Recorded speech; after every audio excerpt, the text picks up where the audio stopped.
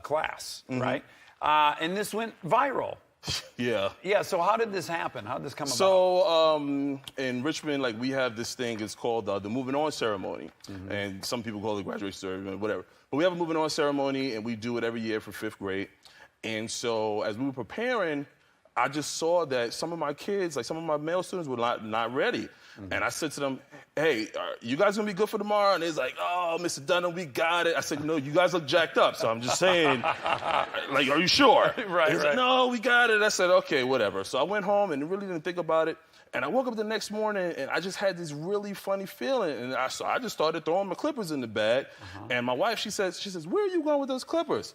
I said, babes, somebody gonna come here jacked up. So I'm telling you right, somebody gonna come here jacked up. You gotta tighten things up. I gotta fix that. Yeah. And so, I get to work and, I'm just getting everything ready for the show. And next thing you know, one of my students walks in and just like I said, jacked up. Hair akimbo. And I said, I knew it. I knew you were gonna come here. I said, come on, man, let's just get this right. Yeah. And so the next thing you know, my colleagues started coming in the room and said, Mr. Dunham, can you take one more? I was like, this is not the barbershop. Like, what's wrong with you guys? And it's like, oh, we got another one, and the next thing you know, it's just like a Krispy Kreme line out the door now. I'm like, what is going on, man? And I'm just sitting there and I'm just lining everybody up and doing something. How many haircuts do you end up giving? I did about 7 that day. No kidding. Yeah. And when it went viral, what did that feel like? Was that?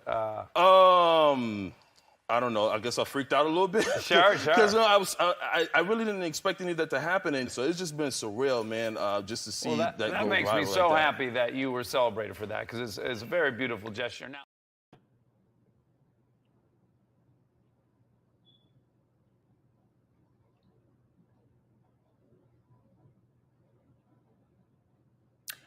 Welcome and good evening, everyone, to Real Talk with Jean Price. I am so glad that you tuned in this evening. We have such a dynamic show that we're going to be talking about. I can't wait. Listen, you have time to tell your family, your friends. You want to hear what my guest has to say. But first and foremost, I want to thank everybody that was able to see or be a part of our live show that we did a couple of weeks ago. Wasn't it amazing? I had so much fun. And again, to my production team, we had a blast. It was so amazing.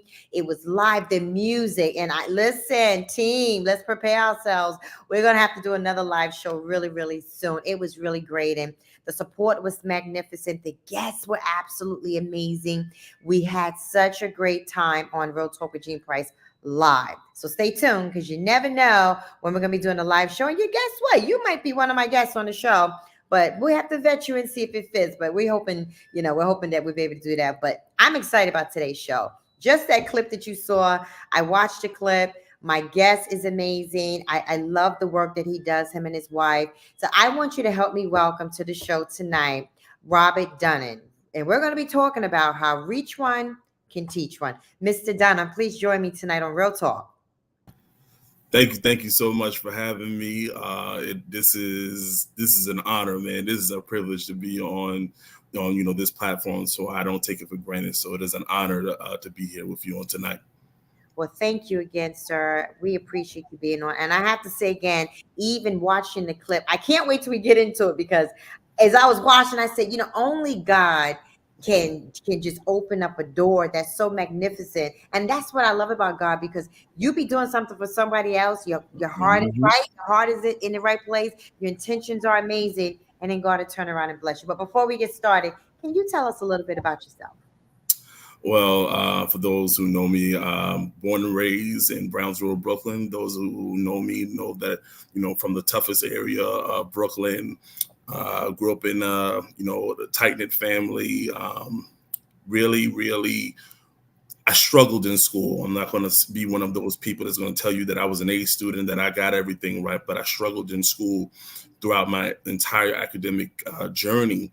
But it wasn't until I met one particular teacher that turned my life around. Still didn't realize I was going to be teaching. It wasn't really something I wanted to do. Just to fast forward, I was a teen parent. Had my daughter when I was 16 years old. So I was trying to navigate that, was getting ready to drop out of high school. And, counsel called me, let me know how close I was to graduate. And she said, we are not going to let you quit. And so I worked a full-time job and I went to school at night, got my high school diploma, and kept continuing to allow God to continue to cultivate me and continue to mature me in certain areas of my life. Right around the age of 19, I accepted the call to preach and become a minister of the gospel, and was full steam ahead after that. And then ended up meeting my lovely wife. We've been married now for 16 years. We actually just celebrated our anniversary, and we relocated to Richmond, Virginia. And that's really where my ministry in both from the educational realm really took off. Gave me the opportunity to, really be active in the lives of children. I started off as a behavior specialist, working with some of the more challenging kids in the district. And then I got pulled in, became a substitute teacher.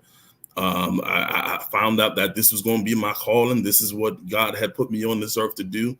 Went ahead, finished my bachelor's degree at Virginia Commonwealth University. Got my degree in interdisciplinary studies with minors in education and criminal justice. Anybody who knows anything about interdisciplinary studies, that's you actually making up your own course load for you to determine what you want to do with your life.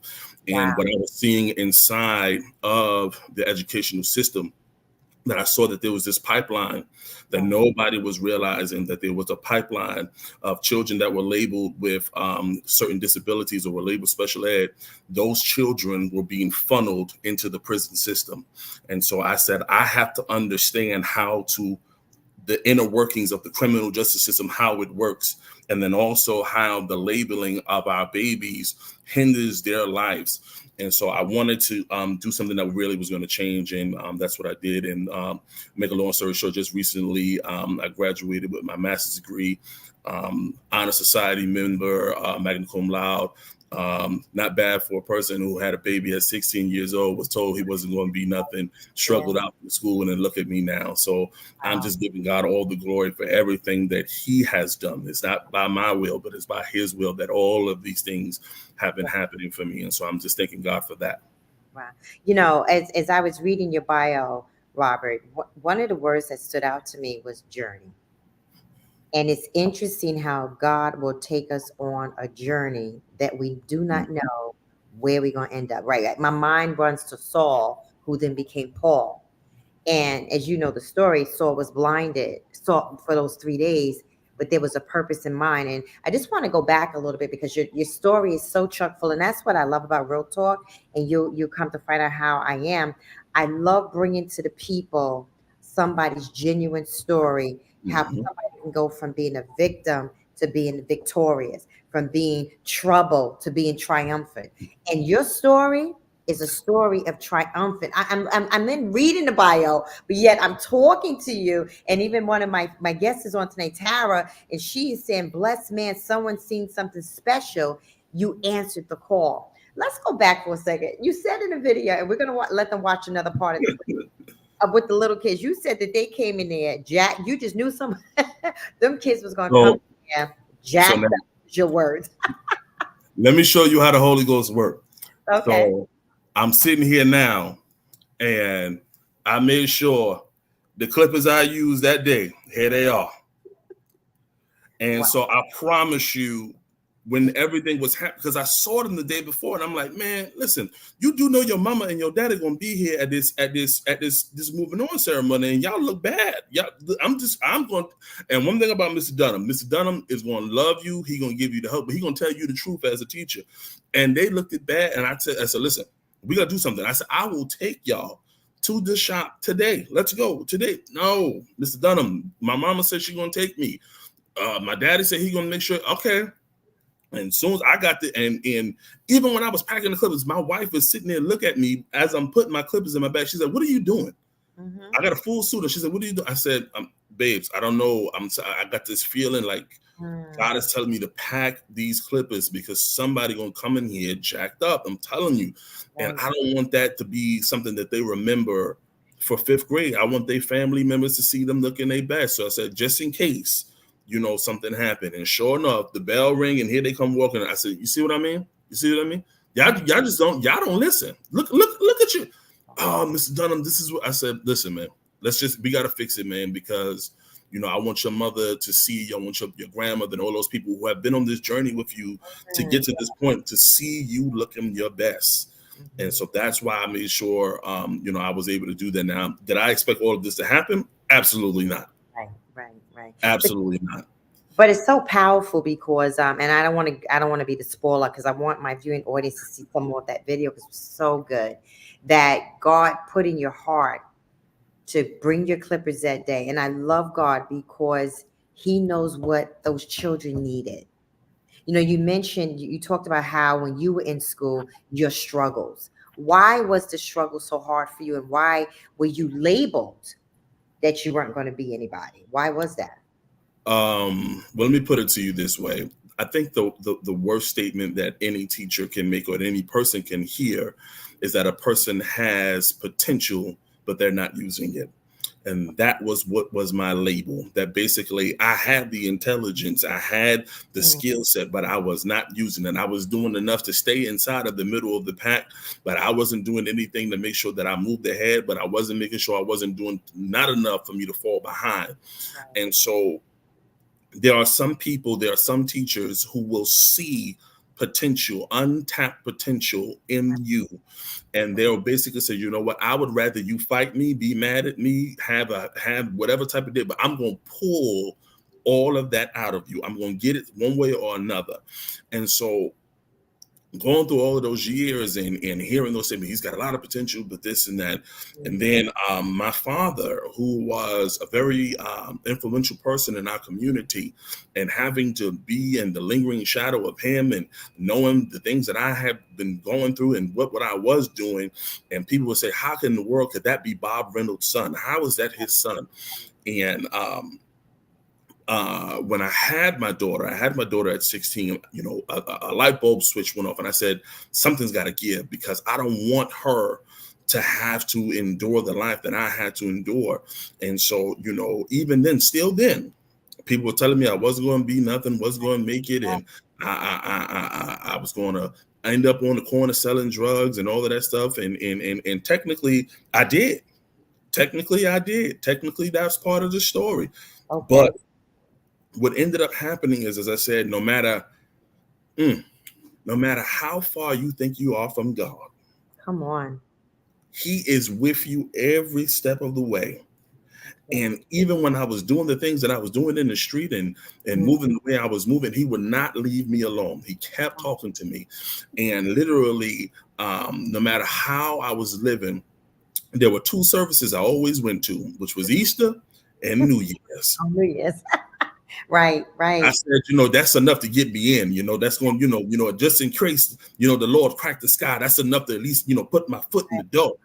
But I found that literally, as much as you run from God, as much as you say, you know what, I can't deal with this, can't take this no more, somehow or another, even when you're on your own path, He finds a way to turn you back to where you're supposed to be. And so honestly, when I was hearing all of those words, what started happening is I used it as fuel and motivation. And I said, you know what? I got to prove a point, not just to them, to myself, that I'm not a failure, that I'm not my mistakes, that I'm going to be bigger than what people think that I am. And I'm not going to allow my situation to define me as an individual. And that has been my motivation, even to this day, that I have to make sure that I'm setting a foundation, not just for myself, but for my children. I spoke to, and he was on the radio recently. He was on a podcast to Dame Dash, and he came here to Richmond. I spoke to him for a little bit. And I said, man, I love the way that you said that you're not hustling for your first name, but for your last name. And he says, you make sure you do the same. And I never forgot it. I never forgot it. Wow. Again, I know it's your story. I know it's your journey. At what point did you really know that you pivoted? Because we had those things, my husband and I, we had our first child at 16 years old. So we can relate to what you're saying. But something, as you stated, the light bulb, the pivot, there was something that happened in the transformation of your mind. When did you know that transformation took place? Well, we on Real Talk tonight, so I might as well go ahead. We real talking. My father tragically died in a car accident. And I was actually supposed to have been driving. So had I been driving, that accident may have never occurred. And so when that happened, I was mad at God. I was mad. I told God, I'm never going to church no more. Don't say nothing else to me no more. I don't want to hear nothing. And as I was on this journey of just being upset and angry and going through what I was going through, as clear as I'm talking to you right now, as clear as I hear your voice, I heard God said, how long will you stay in this place? And I'm like, well, I've been asking you for a year, why would you allow these things? And he never answered those questions. He kept saying the same thing to me. Well, how long will you stay in this place? And so I remember it like it was yesterday. It was a New Year's Eve service. My mother said, she said, listen, I'm going to church. Are you going? And I said, you know what? I'm going. And I went and I sat there in that pew, still mad. This is what am I doing here? This is retarded. I'm just wasting my time. And as we got to the point of the altar call, he said it again. How long are you going to stay in this place? Wow. And there, right then in that space, I felt literally, it was like the pressure of the world fell off. Wow. And literally, that's when the light bulb came on. And I said, okay, you know what? God, I'm going to trust you now. I'm going to trust you all the way. I said, you haven't answered certain questions for me yet, but you know what? I'm going to go all the way with you. And that's basically when, I started my new journey. I started basically my new life. I've been in church my whole life. That's what I know. I've been apostolic my whole life. That's all I know. I know about going to church all week long. I know about rehearsals on Saturday and dinners in the morning. I know all about that. But it wasn't until that point in time where God literally opened my eyes and showed me what my life was going to be. And that was the moment where I realized it was time to make a change. Wow. That's such another amazing story, how, again, God finds us on that road. And you know what I love about it? There was a song a long time ago. I'm probably dating myself, but it was called You Were In It After All. And it was such a powerful song, because sometimes, to your point, we go on these journeys and we're angry or upset or something going on, and we don't realize that God is in it every step of the way. You said it, you can't run, you can't hide, and all God is doing is waiting for your yes. Yes, absolutely. Absolutely. So patiently. Oh my goodness. He waits so patiently for our yes. I have a question in regards to the children that the Lord allowed you to pour into their lives. We're going to take a commercial break in a few minutes, but I want you to think about this. I want to also talk about the impact, because impact is the thing that's more fulfilling than being successful. And I found that out, right? Because we can be financially, your education just to me is amazing. We're going to talk about that. But the impact that you made on those kids, and you're still making, you and your wife, on these kids, that's something money can't buy. But we're going to take a commercial break. I want my viewing audience to see a little bit more of what happened to Mr. Dunham on Ellen's show a couple of years ago. Take a look. Students that just come from some of the worst type of situations, and it's not their fault, but it's just things that just happen. And so what I always wanted to make sure that my classroom was, it was just a place that they can come to my classroom and forget about everything that's going on. You just come there and you can literally forget about all your problems. Yeah. And I just wanted to have that type of place, that type of learning environment. Now, you got something going in your community. You wanted to help the kids. So what did you start? What did you do? So, I had got so many letters and emails from across the country about, just how my story had just impacted them so much. And, it was a random act of kindness. And I was sitting down one day, I said, how do I keep this going? Because there's going to be another group of kids who's going to need the same thing. I want to make sure that I'm able to do something to help them. And so I decided to start a nonprofit organization called Be the Change RVA. And what we decided to do, myself and my wife and my older brother, we started this organization where literally we just started partnering with all of the local barbershops in the community and having them donate their time providing free haircuts. Yeah. And that's what we started doing. And we just had an event recently where I partnered with one of the barbershops and we gave away over 70 backpacks, getting the kids ready for school, and we did about 40 haircuts that day. Yeah. You're 3 times better of a person than me. Wow. Listen, I hope you guys enjoyed that clip. Let me just bring my guest back because that clip was so good. Help me welcome Robert Dunham back to Real Talk with Gene Price. That clip was so good, Robert. Like it's electrifying. But I want to go back to before we went on the break because I want you to share with my viewing audience. I know you're getting ready to launch a new school, but before we took the break, I was asking you about how you impacted those kids on that day. Talk about that. Sorry, I haven't seen that clip in a while, and it just kind of messed me up just a little bit. So it's been a while. But in Richmond, we have some of the harshest living environments, and I just kept saying there's got to be a way that I can help these kids more than what I'm doing right now. And when I started getting to know more of their personal details, their family life, knowing that their fathers were not around, their fathers were absent, and some of their family members, had abused them when they were younger and things of that nature. I always bring up my student Aki because he hated me. He hated me. And he was just so angry. And I was like, I don't know what to do with him because he's mad all the time. And my wife would say to me, she said, listen, he's not mad at you. There's something going on. And when you figure it out, everything is going to change. And I did figure it out. Now I'm telling you, this is the person who done threatened to have his uncle come up to the school and come shoot me. And we arguing out at the playground. I told him, I said, listen, just tell your uncle when he bought his gun, they didn't stop making guns. This is me and him going back and forth. I said, you would tell him. I said, I don't know what teacher. I said, but I said, also just tell him how you've been behaving. But one day, it was the same thing. He was having a moment, and I told him, I said, look, man, I know there have been teachers that gave up on you before, but I'm not going to quit on you. So you can yell at me, you can curse at me, you can throw whatever chair. I said, but I'm going to tell you what's going to happen. I'm going to take a breather, you're going to take a breather, we're going to come back, and it's going to be the end of it. And I said, that's it. When he realized that no matter how hard he pushed, that I was not going to leave him. Yes. Everything changed. And I'm still in contact with him this day.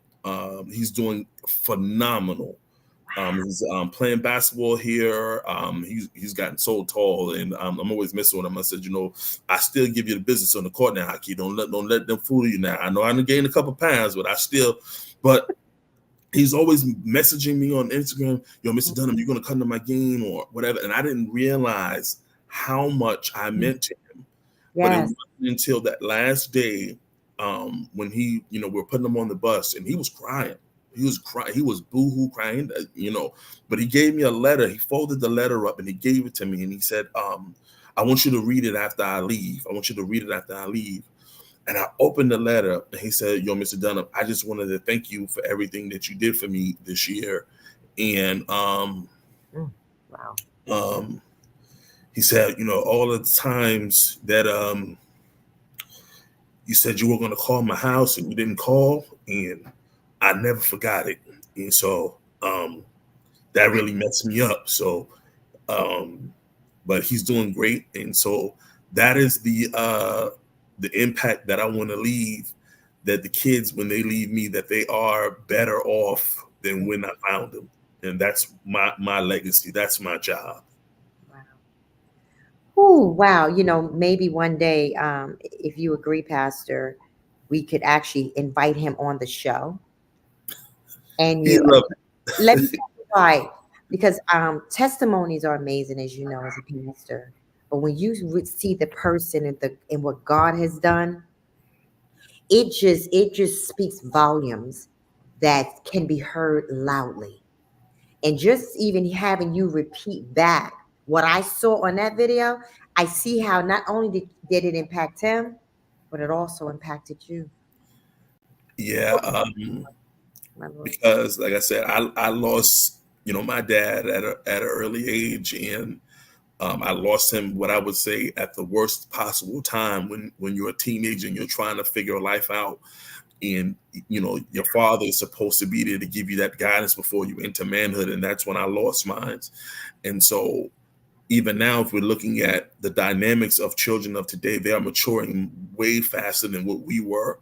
Yeah. And so they experience things way faster, and things that they're dealing with on a day-to-day basis and how they're being impacted. And I'm just going to be honest, how social media also impacts their lives and their decisions. We only have a short amount of time before we can get them. Yeah. And so that's why I'm doing everything I can to continue to impact the lives of the kids. I can't get all of them. Right. I can't get all of them. But I would rather go after as many as I can and make sure that when I do cast my net, I get something. Yes. That absolutely. I get something. Yeah. And I love the title tonight, Pastor, of the show, Reach One, Teach One. Tell me what that means to you. Oh, man. Reach one, teach one, man. The crazy thing about it is we all have something to give to this world, to individuals. We all have something as far as the journeys we've been on, the lives that we live. We all have something to pour into someone else. And the crazy thing about it is we are usually in a position where we downplay the things and the experiences that we have been through that make it seem like we can't reach somebody and teach them something. When I was younger, my father, when he was in Brownsville, he would walk on Pickens Avenue and he would make all these little random stops to some of his friends. And he would just sit there and he would make me sit there with him all day long. And I'm like, man, these old people are on my last nerve. Why do you always have me around? But then as I got older, I started remembering Yeah. a lot of the stories Yes. and a lot of the advice that they was giving me. And it would make sense as I got older. And I'm like, oh my goodness, that's what he was talking about. And so when you get to a place where you understand that reaching someone means that you're having the ability to change their aspect or their dynamic or their outlook on life. Mm-hmm. You have the ability to teach them. What I always try to tell people is that Jesus never comes on the scene preaching immediately. He always reaches first by Yes. dealing with the need. That's right. That's right. Because you can't hear me if you're hungry. You can't hear me if you're upset. You can't hear me if you've been depressed or whatever you're going through. So what I got to do first is when I come on the scene, I got to handle your need first. Then you can listen to me. Yeah. So the reason why I tell people why I'm so good as a teacher, it's not because of my credentials or my academia or my exuberant personality. That has nothing to do with that. It is my ability to build relationship with children. Mm. So there will be teachers that will say, Mr. Dunham, how in the world are you able to do that? I said, because I dive into their world. When you dive into their world, you're able to reach them on a level that nobody else wants to reach them on. That's why I know all the latest trends and I know all the shows that they're watching and even the ones that they're not supposed to watch. So I can give them the information and tell them why they shouldn't watch that show or why they shouldn't indulge in that social media person, because you have the opportunity to mold and shape the next generation. You are learning from your failures. And most people, you can either learn from your failure or you can allow your failure to box you in. I took my failures as an opportunity to reach other people and say, listen, I did this. This is going to happen. I'm telling you what I know. So instead of you doing this, let me show you what's going to happen on the other side of it. Right. So when we're saying reach one, teach one, once you reach them, then you have the ability to teach them. The problem is, a lot of us are very stubborn and are not willing to, how do I say, change the way that we are trying to reach them. Okay. That does make a difference. Yes. Agreed. There's this saying, Pastor, that my husband always says in church. The bishop would say, you have to find the bend of the child, right? You have to find just like what you did with the young man. You were able to tap in and find the bin or find where he's laying, or when I say laying, whatever his platform is, you were able to find that. And another thing about what I picked up from your story is that you made a place that was safe for him. Mm-hmm. And that is, So yes, sir. I would say, and I'm sorry to just jump in here, because I think sometimes we even have commercialized that term safe. And what does that look like? Yes. And safety means basically, guess what? I'm going to take you with all of your mess. Yes. I'm gonna take you with every bit of drama, every Mhm. bit of attitude. And guess what? When you come here, whatever you dealt with at your house, when you get here, you don't have to worry about that here. If you was hungry when you left the house, I'm gonna feed you. Right. Let me say it this way. There's a program right now at the school that all of this happened right now, that Mhm. was instituted by the we have to call them the Washington Commanders now. But what they did is, even though we had already started it, I had put a fund together to get a washing machine and a dryer inside of the school, Really? because there were kids who would come and their clothes would stink. And what Wow. would happen is the other kids would bully them because of the way that their clothes smell. So what we would do is that if I ever had the kid come in and I could smell it, before he hit the door, I would grab him and take him downstairs, and I would make him change his clothes. We would throw his clothes in the washing machine. I had a fresh set of clothes for him waiting for him. And then what would happen is, when he would go home, his clothes would be washed. Right. Right. And so that gave him some dignity. Yes, sir. That gave him a sense of belonging. And guess what? And he was a smart kid, but Mm. where he was coming from, Right. this was his reality. Right. Mm. Wow. I tell you, it causes kids to grow by leaps and bounds. You know, we came up, I mean, I'm in almost 60, but we came up in a time where we didn't have a person like you to help us get through what we were going through. We didn't have that. So to have you in this season and in this world that we live in, I'm glad you mentioned social media. You do need somebody that's going to bring something different, because it makes a difference.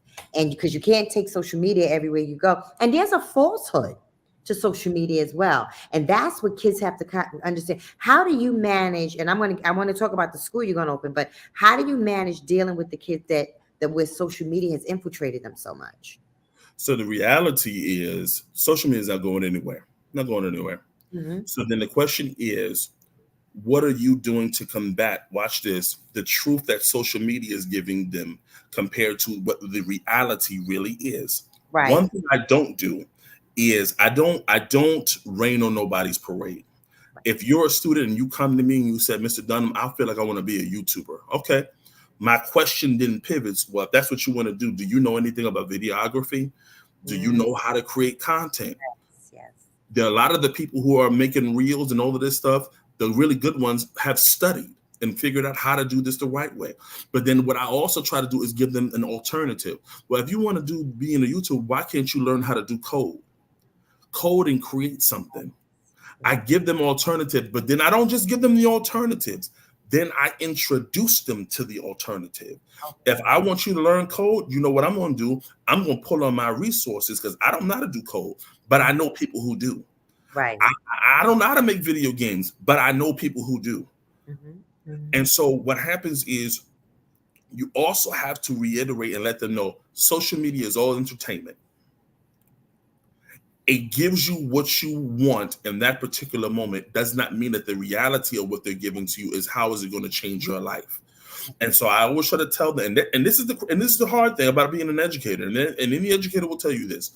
The battle is, you have to fight every single day what they're being exposed to when they come back to your classroom. Mm-hmm. It's like starting over every single day, because you got to retrain their mind. They literally learn a new term and then they're using it. You're like, where did this come from? And then now you got to basically try to retrain them and show them, that's not what we do here. But you also have to give them space to make mistakes. And you also have to give them space for them to be free and creative, and understand that there are some positives with some of the things that we have out in this world, but we also have to expose it to them. And then it also takes and I'm going to say this, and I'm pretty sure that I'm going to upset a few people when I say it, but it's okay. We also have to have educators who actually love our babies. Yes, you're correct. And I'm going to be honest, there are a lot of educators who are inside of the classroom that do not love our babies. Mm, When I say our babies, the ones that look like me. right. And so I've seen it year after year after year. And what we call it culturally responsive teaching. If you don't understand the culture, you can't teach the child. Right. You have to understand that culture too. You have to understand what social media is all about. But there's always a way that you can put your own positive spin on it and use it to your advantage. If you want to, if you like Facebook or if you like Instagram, learn how to make your own social media platform. Look at how many platforms have been created over the years because they're tapping into the market. And we're always complaining about generational wealth and all of these things. I'm always exposing children to things that they have never seen or ever heard of before. Right. Wow. That's so good. Pastor, for the few minutes we have left, I do want my viewing audience to get to hear. Please tell us about the school that you and your wife are starting, Robert Christian Academy. Tell us about it. So the academy, the Reynolds Christian Academy, is named after my father. It's named after my father. But what I did is I came up with the concept of the school in 2018. Was part of my capstone. And my professor, who was from Nigeria, he said, Mr. Dunner, let me tell you something. He says, if you go forward with this school, you don't realize how many lives you're going to change. You don't realize it. And so even when I started about the inception of the school and how it was going to be, I knew I needed a lot of money. And then the few people that I told that I was going to do the school was like, man, that's a crazy idea. Where are you going to get the money? And you know how people will punch holes in your vision? Yes, come on, Nehemiah. Before your vision even get off the ground, because in reality, they're basically saying, man, why in the world did I not think of that? And I don't understand where that came from, and whatever the case may be. And so as an educator, as a teacher that's of teaching with students of disabilities, I started seeing this sickening pattern inside of public schools. And I'm going to give you the history and the dynamics. I know we got that much time, but I'm going to just let people know, for your audience, you know, Black boys make up less than 9% of the school's population, but they are suspended at 3 times the rate of their counterparts. They are labeled either mentally retarded or labeled with an emotional disorder or labeled with specific learning disability or labeled with a developmental delay at a 20% higher rate than any other race inside of the public school system. When I first started my educational journey here in the city of Richmond, I was placed on the mayor's teacher advisory committee. And the first thing I said to Mayor Stone, I looked him right in his face and I said, what we going to do about all these suspensions happening to our Black boys? He never gave me an answer. So I said, you know what? You're a part of the problem too. So you know what? Instead of me complaining about the problem, I decided to solve it. Yeah. So basically the school and the mission of the school is to provide a nurturing environment. And we literally focus on strengthening our younger generation of boys. And a lot of people say, well, why do you focus mostly on boys? Because we need our leaders. Our men need to be leaders. And if you don't cultivate them at a young age for them to become the leaders that we need of the next generation, then guess what? We're going to be stuck with what we are seeing right now. Our babies are going to jail because of the label that the educational system has put on them. And then the crazy thing about it is we have a system that is in place right now that wants to eliminate our history, that wants to eliminate who we are as a people. And there's no one doing anything about it. They're just allowing it to continue to go along.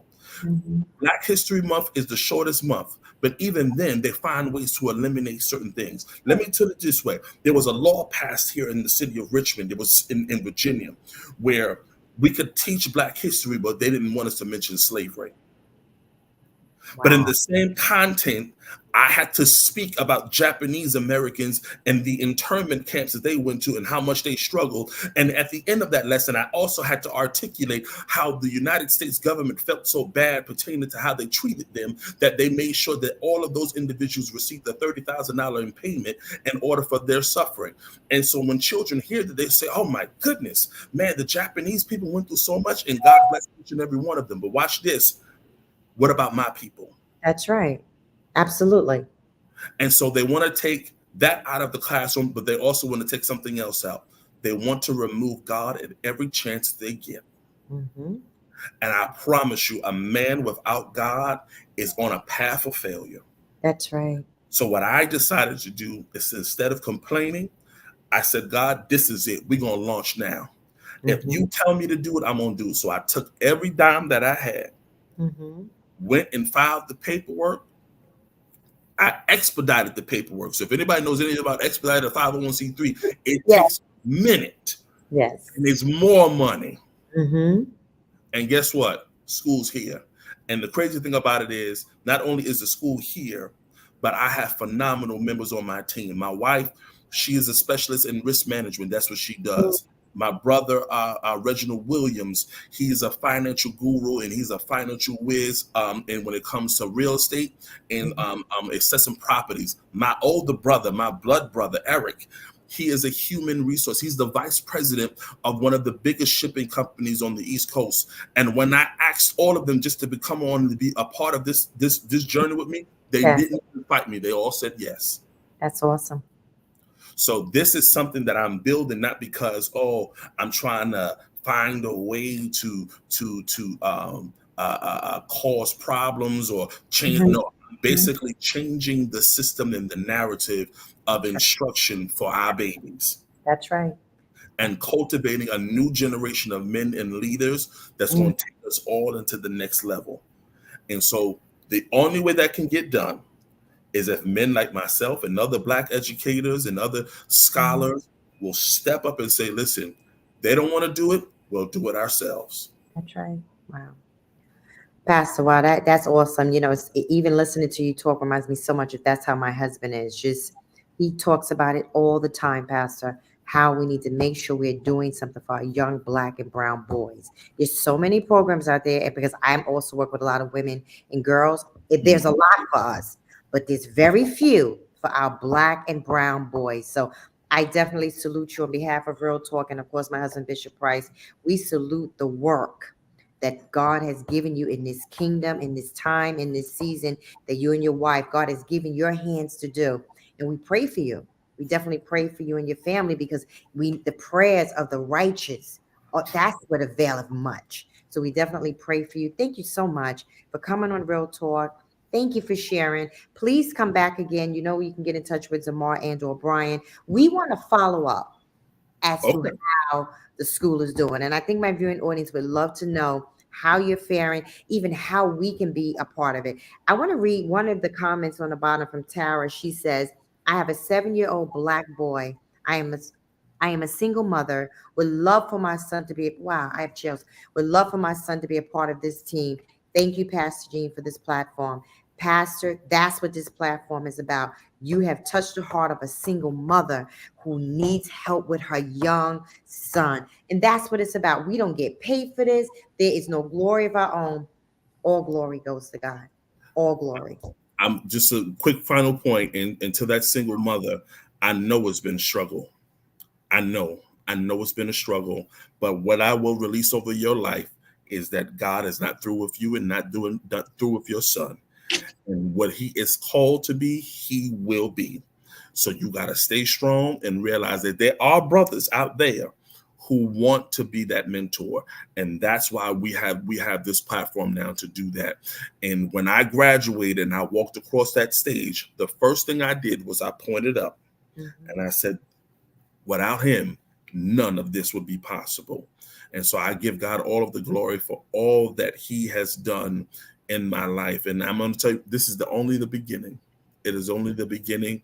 Eventually, it is my desire that once we get the Virginia chapter of this school up and running, we're going to expand. We're going to go to different states, and we're going to see how we can continue to turn the educational system upside down and change a paradigm and shift things around. Listen, they call it good trouble.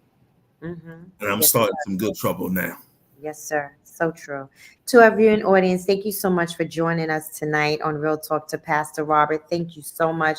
Listen, join us again next Wednesday at 6:30, where we talk about real situations, real issues, and of course, it's called Real Talk with Gene Price. See you next week. Good night.